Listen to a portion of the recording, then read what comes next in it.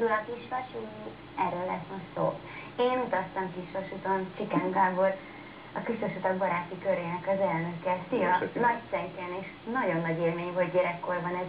Mi az, amit tud a kisvasút, és mennyire különbözik a nagytól? Mind a kettő vonat, megyünk klassz helyeken, de mégis milyen specialitása? Részben talán éppen ez, hogy klassz helyeken megy, a megszokott nagyvasutakhoz képest általában a Magyarország legszebb területeit, legfőképpen védett területeit keresik fel a kisvasutak. A másik pedig talán a mérete folytán egy emberközelibb, életközelibb létesítmény, még a dübörgő nagysebességgel haladó óriási gépeket láthatjuk a normál nyomtávú pályákon, addig a kisvasutakon sokszor olyan picike mozdonyokkal találkozhatunk, például nálunk is a Kemencei kisvasúton, hogy egyetlen ember fér bele.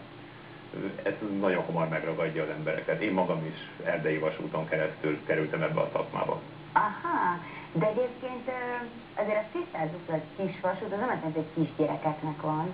Egyáltalán nem, ez tulajdonképpen szakszerűen egy keskeny nyomközű vasútnak a megnevezése lehet.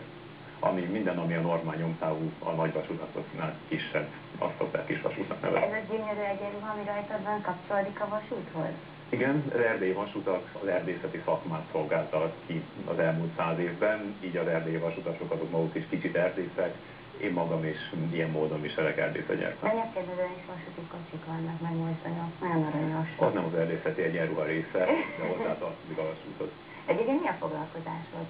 Vasúti közlekedésmérnök vagyok, így eleve ezt a szakmát tanultam ki, és ezen belül is már a kisvasutakra specializálódtam.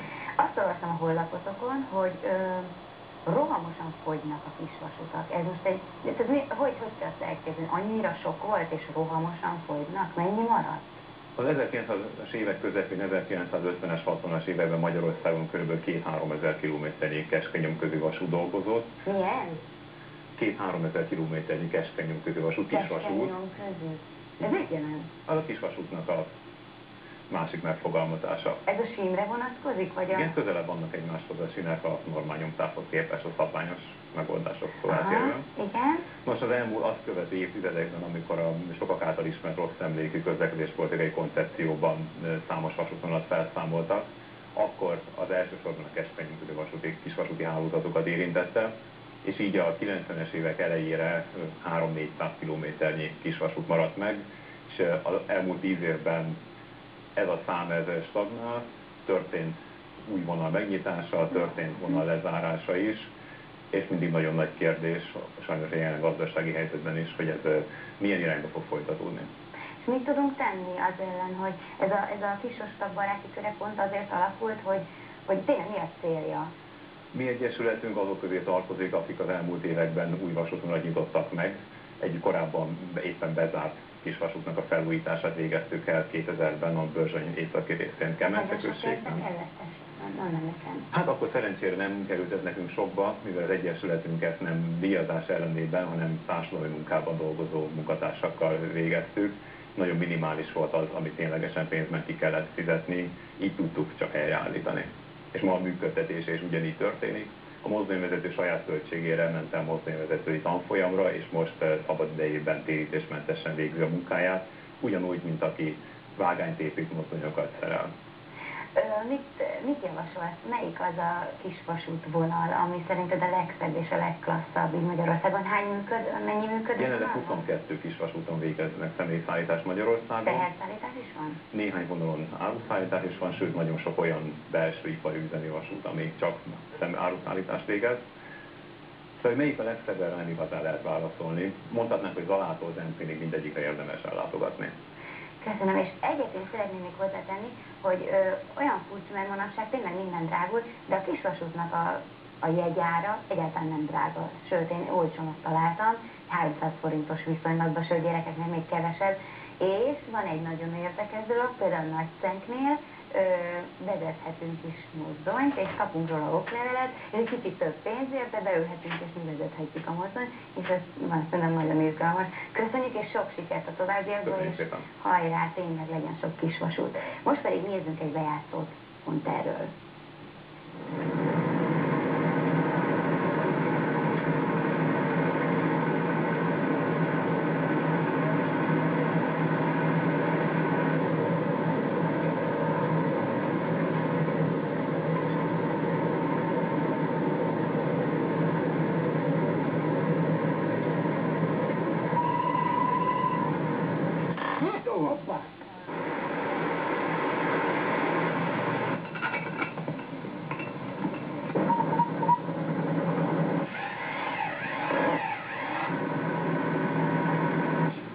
Hát majd tudnák, hogy itt lehet.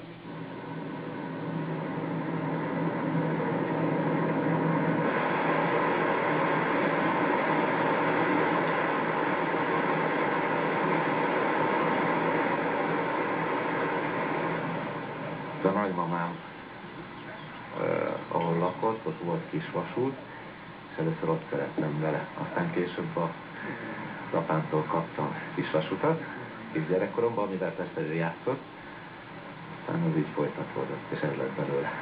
Már eleget csinálom én azt, hogy kimegyek a vonathoz, tisztelgek időre, menetrend, mit tudom én, azért sokkal lazább. Csináljuk, amilyen tempóban bírjuk, aztán kész.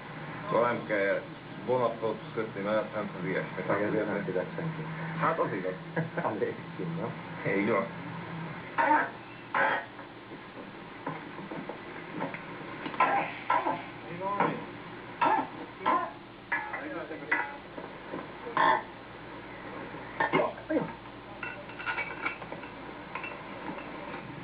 Még az elején. Jó ezt csinálni így melegben, szombaton. Persze, ez egy tökéletesen jó mulatság, nem biztos, hogy mindig normálisan tartana, de hát egy életforma, kell hozzá egy kis elhivatottság, de szeretni kell. És akkor jó. És mit szerettek ezzel? Hát sinem van az életünk. Hát így van.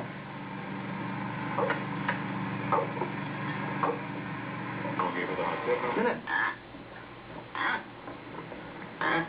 Volt egy iparvágány a környékünkön, és mindig kimentem oda anyukámmal, és ott nézelődtünk. Én itt tudom vonatozva. Igen. És akkor még úgy tűnt, hogy talán olyan, mint minden kisgyereknél. Előfordult ilyen fiúknál, de aztán megmaradt. Már a vonatnézés is, és aztán a iskolaválasztásnál is.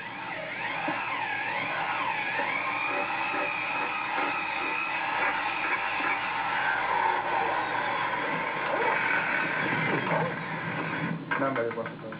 Még tanultam műszaki egyetemen, közlekedésnél.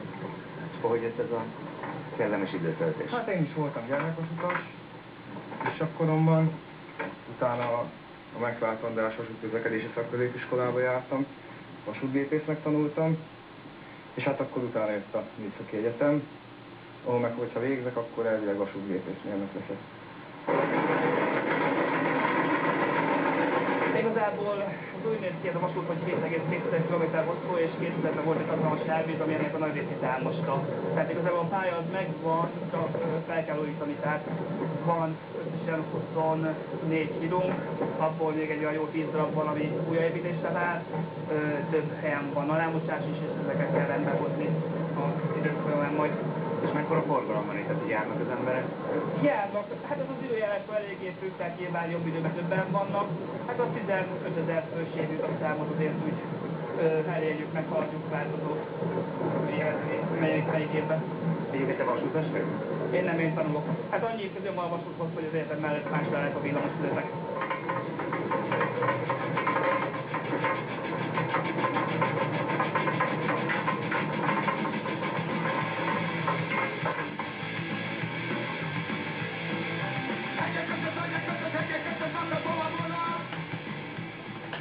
Jó kis füttyel kellene nekem is kezdeni, mint az